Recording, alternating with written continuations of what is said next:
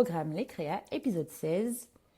Créer ton offre, transformer ton idée en vraie valeur. Ce podcast est soutenu par la chaîne Un vaut mieux que zéro. Aujourd'hui, on attaque avec une étape cruciale du module 2 du programme Les Créas, créer ton offre. Et je te le dis tout de suite, c'est un moment à la fois excitant et un peu flippant. C'est là que ton idée prend forme, que ton projet devient concret. C'est aussi là que beaucoup d'entrepreneuses se plantent parce qu'elles confondent envie de faire et valeur à apporter. Alors on va remettre les choses à plat, avoir du concret, du bon sens, une touche de lucidité.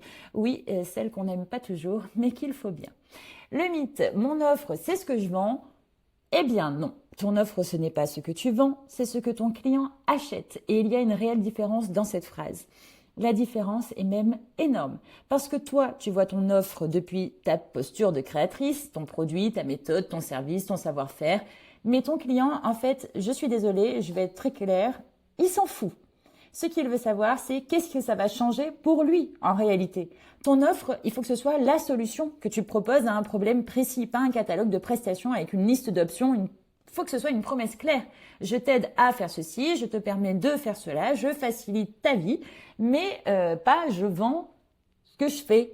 C'est la phrase que tu dois adapter en réalité de façon à ne pas bafouiller ou tourner en rond ou tourner autour du pot quand tu parles à quelqu'un. Exemple concret pour essayer d'imager la chose. J'ai accompagné l'une de mes clientes, Marie, qui vendait des séances de coaching bien-être. Son site disait « Je propose des séances de 1h30 d'accompagnement holistique pour réharmoniser corps et esprit ». Super, merci Marie, mais personne ne comprend ce que tu dis en fait.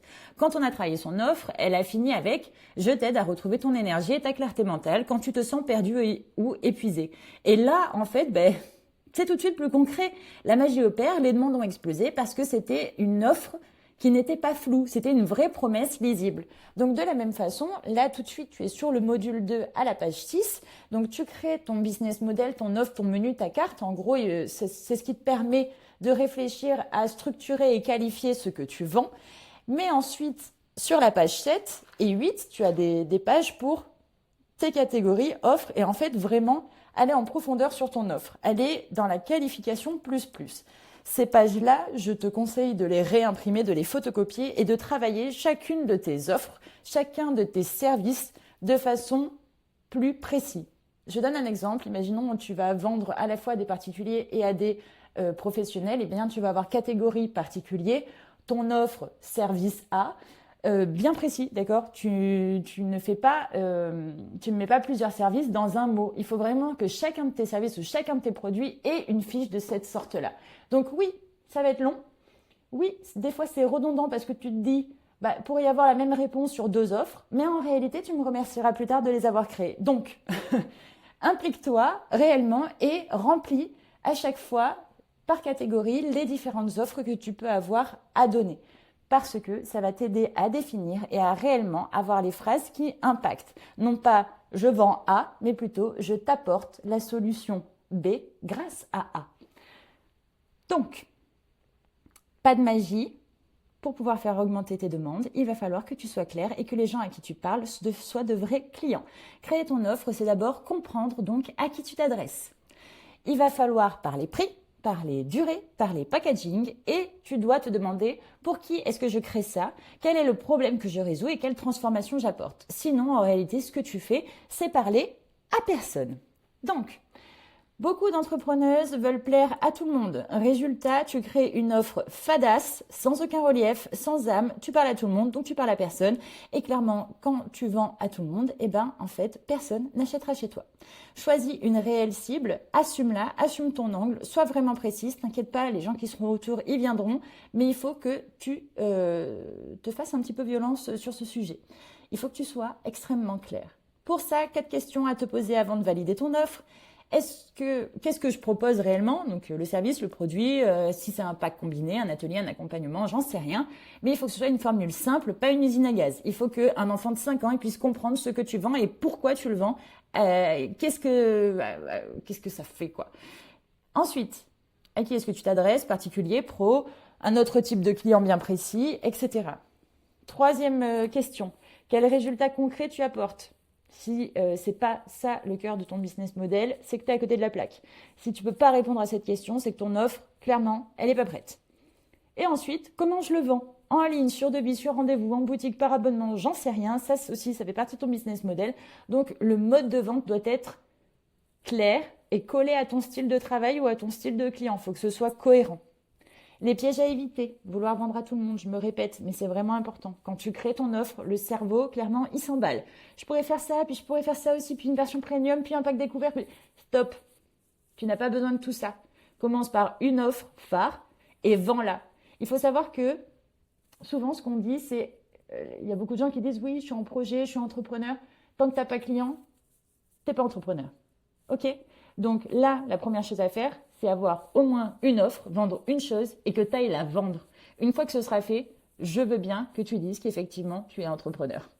Celle qui représente le mieux ce que tu fais, ce que tu veux transmettre, ce qui résout un vrai problème pour ta cible, c'est ça ton offre phare. Ton offre phare, c'est ton porte-drapeau. C'est ce qui va en réalité te positionner, te rendre crédible, t'apporter tes premiers clients. Le reste, ça vient après. Donc, ensuite, il y a un tableau récap pour que tu puisses mettre toutes tes offres et surtout que tu tries. OK? Parce que du coup, tu peux pas tout faire dès le début. Donc, tu vas mettre toutes tes idées et tu vas en prendre 2 maximum pour pouvoir vraiment les travailler correctement et partir de cette base-là. J'avais une artisane qui vendait des produits qu'elle faisait main. Et en réalité, en fait, elle avait par exemple du mal à vendre, etc. Et en fait, je lui ai dit, c'est normal, tu vends plein de choses qui n'ont pas forcément de lien les uns avec les autres. Certes, c'est de l'artisanat, c'est du fait main, super. Mais en fait, il faut vraiment te positionner sur un axe vraiment précis. Donc si, par exemple, là, elle faisait des bougies naturelles, très bien, mais tu peux dire, j'aide les femmes à créer des rituels doux et apaisants dans leur quotidien grâce à des bougies naturelles et sensorielles. Mais si tu dis juste, je vends des bougies, ben je vois pas pourquoi je n'irais pas chez Action, chez Jiffy ou à Auchan. Donc il faut vraiment apporter quelque chose. Et là, bah forcément, sa boutique, elle a pris une autre dimension parce qu'elle a une vraie DA, une vraie direction artistique. Elle vendait pas plus que des bougies pour être des bougies. Elle vendait une expérience, etc. Et donc vraiment quelque chose aussi qu'on peut offrir avec une histoire, quelque chose de travaillé. Ton offre, il faut qu'elle corresponde à ton identité de marque. Créer ton offre, c'est pas juste choisir un prix, une durée et roule ma poule. Pas du tout. C'est construire ton identité de business. Ce que tu proposes, ça raconte tes valeurs, ton expertise, ton style, ton univers. Ton offre, c'est ce qui fait que quelqu'un se dit « je veux travailler avec elle et pas avec une autre ». On va être honnête. Fixer un prix, c'est souvent le moment où tu bloques. Et en plus, on va en parler plus tard. Donc, tout va bien se passer.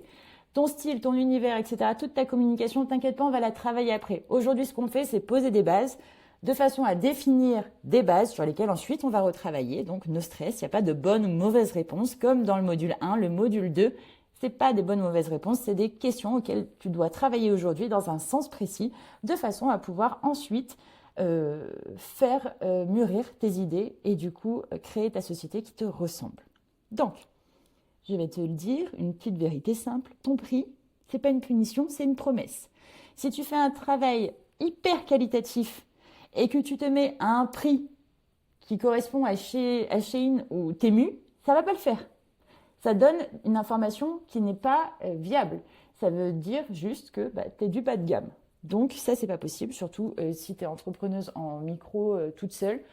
Tu peux pas te positionner sur une attaque du marché par le prix parce que t'es pas Carrefour, t'es pas Auchan, t'es pas Leclerc. Ton prix, c'est pas une punition, comme je le disais, ça doit être le reflet de la valeur que tu apportes et pas juste du temps que tu passes. C'est pareil, arrête de vendre du temps. Ça ne fonctionne pas, ton business plan il va s'écrouler et si t'arrive quoi que ce soit, du coup tu perdras ta société. Comme je le dis souvent, tu ne vends pas des heures, tu vends une transformation, de l'expertise, du savoir-faire, mais certainement pas une heure. Mon conseil, fais-toi un mini menu avec 2-3 offres max. Une offre phare, c'est celle qui te définit, qui est vraiment la plus représentative de ton entreprise. Ensuite, une offre d'entrée plus accessible pour pouvoir capter des nouveaux clients. Et une offre, par exemple, la troisième que tu peux développer tout de suite, c'est une offre premium plus personnalisée, plus engageante, un peu plus onéreuse, qui va aller taper un peu plus sur le haut du panier et donc du coup sur la rentabilité plus importante. Et c'est tout. Pas besoin d'en avoir 10. Le but, c'est la clarté pour toi et pour ton client et c'est tout. Donc, c'est parti. Je t'invite à faire les exercices et du coup, à travailler sur les catégories et les offres, c'est-à-dire les fiches complètes qui sont en pages 7 et 8. Si tu veux être accompagné, tu as toujours le programme Les Créas. Et sinon, merci d'avoir écouté cet épisode. Rappelle-toi, ce n'est pas ton produit qui te fera vendre, c'est la clarté de ton message et la conviction que tu mets dedans. Tu es solo, mais jamais seul. À très vite dans le prochain épisode.